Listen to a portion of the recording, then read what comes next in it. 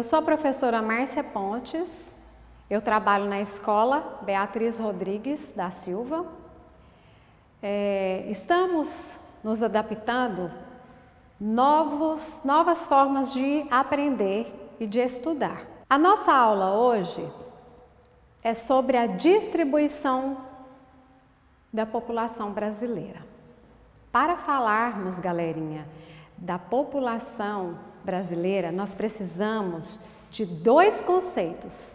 Bora lá guardar no mapa mental de vocês? Populoso e povoado. Ah, professora, o que seria isso? Populoso é um local onde possui grande quantidade de habitantes. E o povoado, professora, é o conceito usado para identificar a densidade demográfica de um local, ou seja, o número de habitantes por quilômetros quadrados. Até aí, entenderam? Embora o Brasil é o quinto país mais populoso, a distribuição geográfica é desigual. Grande parte do seu território possui uma pequena população, porém é uma minoria que existe uma grande população concentrada em regiões metropolitanas. Como eu sempre falo com vocês, para a gente trabalhar o mapa, nós temos que primeiro ir nas cores. Então, olha só, as áreas mais escuras é as áreas de mais concentração de habitantes por quilômetros quadrados. As áreas mais claras são onde tem menos quantidade de habitantes por quilômetros quadrados. Nós temos aí uma imagem para vocês poderem entender melhor. Nós temos uma imagem do metrô da Sé, na cidade de São Paulo, que é extremamente populoso e povoado. Para vocês entenderem, olha o quanto de gente que tem aí no metrô. Agora bora lá fazer outra viagem, porque a geografia é assim, né? É uma viagem. Nós vamos sair do estado de São Paulo, no sudeste, e vamos para a região norte, onde nós temos, na Amazônia, 2 habitantes por quilômetros quadrados. Então, apesar do nosso país ter essa dimensão tamanha, ele é um país populoso, mas ele não é povoado. Ah, professora, mas ficou meio confuso. Bora lá entender? Vamos colocar no mapa mental? Nós não ocupamos todo o território.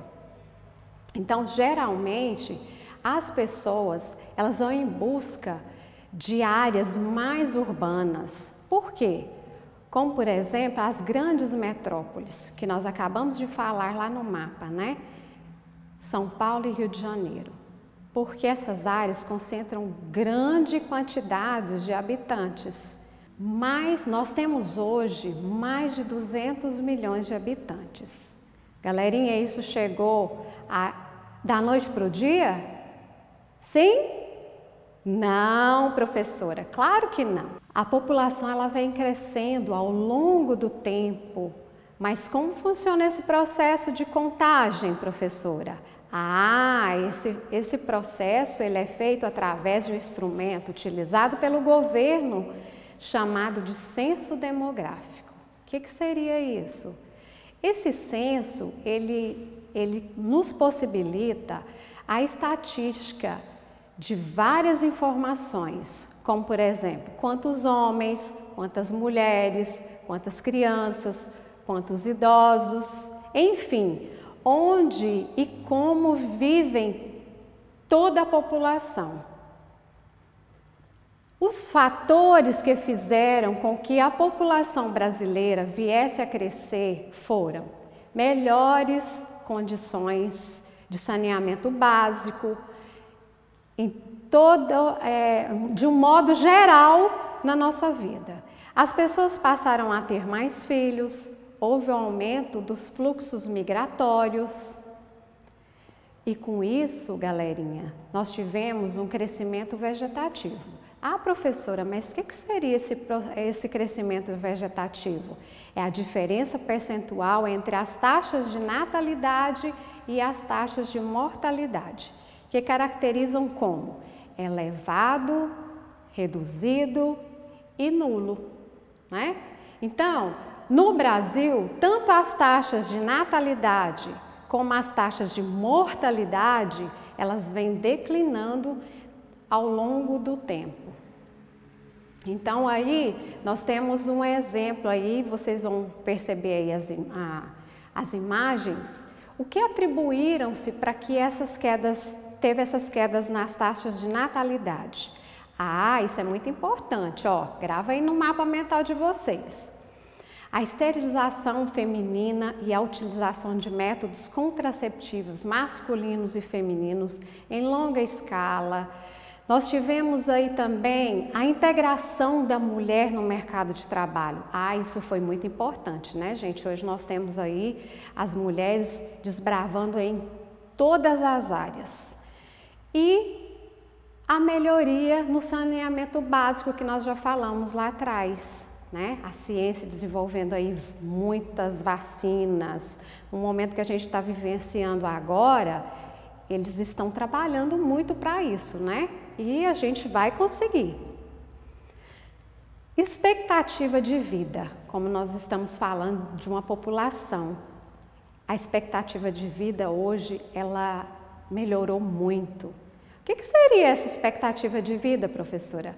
É um número médio de anos que a população de um país pode esperar viver. Então, nós temos aí, quando a gente fala dessa expectativa de vida, nós damos sempre o exemplo do Japão. Ah, professor, o Japão, sim, o Japão é um país onde a expectativa de vida do japonês é mais de 80 anos. Enquanto que o nosso país, 73 anos de vida. Ah, professora, não estamos longe do Japão. Realmente, não estamos longe do Japão. Mas também existem países onde o saneamento básico é ruim, a educação é ruim. Como, por exemplo, nós temos aí a República Democrática do Congo. Lá na África, como a gente está fazendo uma viagem, né? A expectativa de vida deles é bem menor que a do nosso país. Que lá é 40 a 50 anos. É muito pouco, né? Então aí, para vocês entenderem, nós temos a tábua da vida. A expectativa de vida em anos aqui no nosso país, no Brasil, nós temos aí a expectativa de vida. No Distrito Federal é em primeiro lugar. Nós temos também Santa Catarina, depois vem Rio Grande do Sul, depois vem Minas. E a expectativa de vida menor está aí na tábua, que é Alagoas. E nós temos pelo mundo, como eu falei para vocês, nós temos o Japão em primeiro lugar, nós temos a Islândia em segundo, nós temos a França em terceiro, nós temos o Canadá em quarto. Ah, professora, e nós do Brasil? Nós estamos no 19º lugar. Nós estamos caminhando, né? E a expectativa de vida da mulher é maior. Sério, professora? Sério. Os homens têm medo de ir no médico. A diferença da população brasileira, nós vamos agora falar essa diferença, né? Com tudo que a gente já falou aí atrás, da expectativa, nós já falamos das melhorias, agora nós vamos falar da diferença. A diferença da nossa população, ela nos facilita a compreensão sobre as diferenças da população. O que seria isso, professora? Ah, como lá atrás eu falei duas palavrinhas para vocês guardarem. Agora nós vamos colocar mais duas palavrinhas no mapa mental de vocês. Quais seriam elas, professora? Etnia e raça.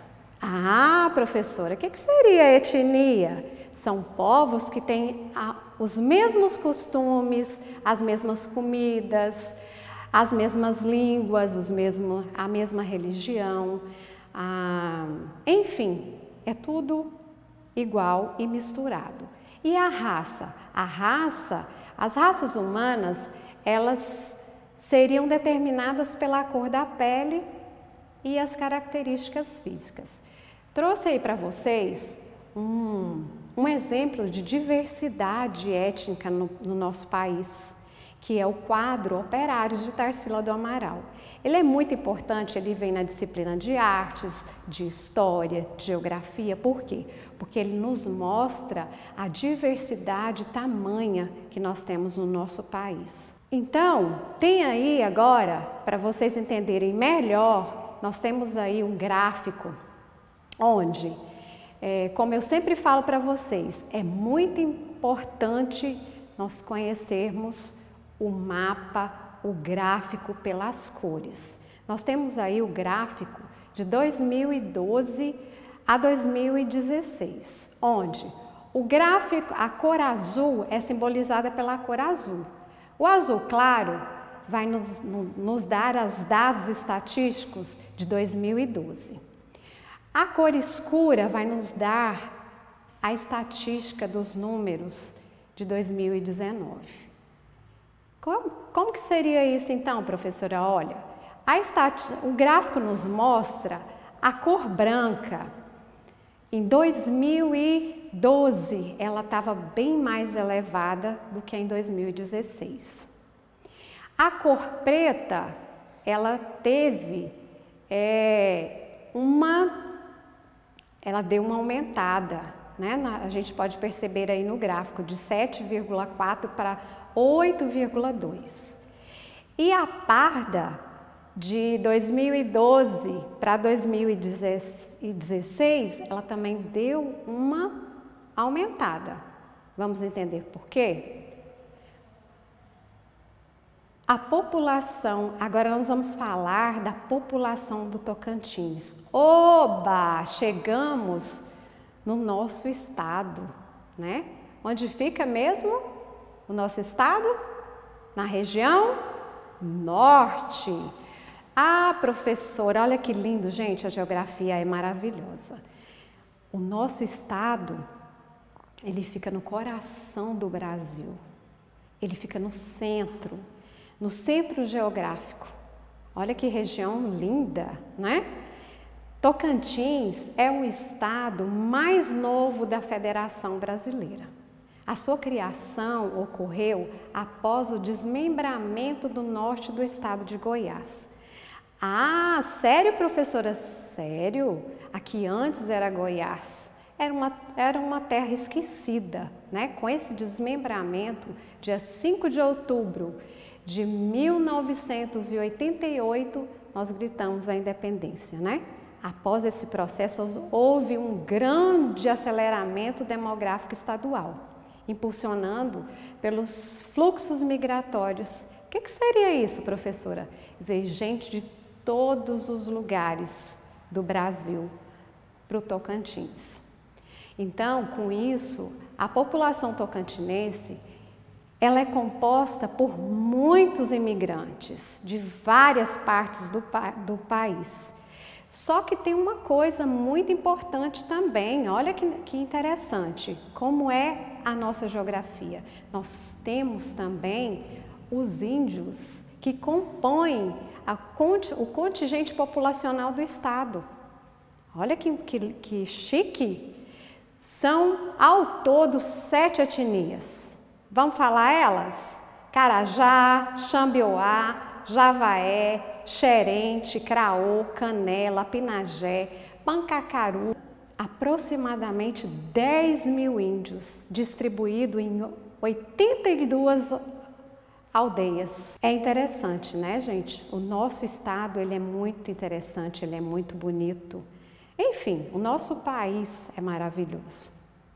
Então agora, como nós falamos de etnia, nós falamos de raça, nós falamos de cor,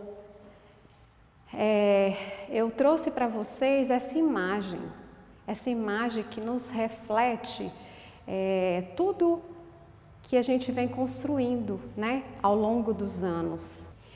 Eu trouxe para vocês, como sempre eu gosto de trazer uma reflexão, uma frase, eu trouxe aí para vocês. Ninguém nasce odiando uma outra pessoa, ou pela cor da pele, ou pela origem, ou pela religião. Para odiar as pessoas, precisam aprender. E se podem aprender a odiar, elas podem ser ensinadas a amar. Nossa, professora, profundo isso. Sim, profundo. E quem nos deixou esse legado foi Nelson Mandela.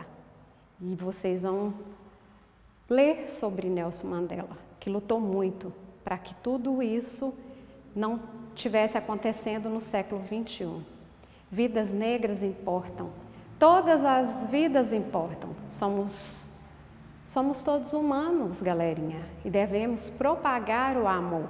Então, nós não estamos vivenciando esse vírus chamado Covid-19 em vão. A gente tem que aprender a olhar nos olhos do outro e reconhecer a importância dele. E é só assim que a gente aprende, que a gente cresce como pessoa, como cidadão. E aí eu quero pedir para vocês, tá indo lá na nossa plataforma e respondendo às atividades que lá está sobre essa aula nossa, que é tão importante, que é sobre a diversidade do nosso país, a dimensão que nós temos. E aí vocês acessem e na próxima aula nós vamos estar aqui. Eu aqui, você aí, mas a gente vai matar essa saudade em breve. Os meus alunos que estão sempre comigo e de outras escolas que também vão me seguir a partir de agora. Um beijo no coração de vocês. Um abraço, um cheiro no coração da professora Mãezona.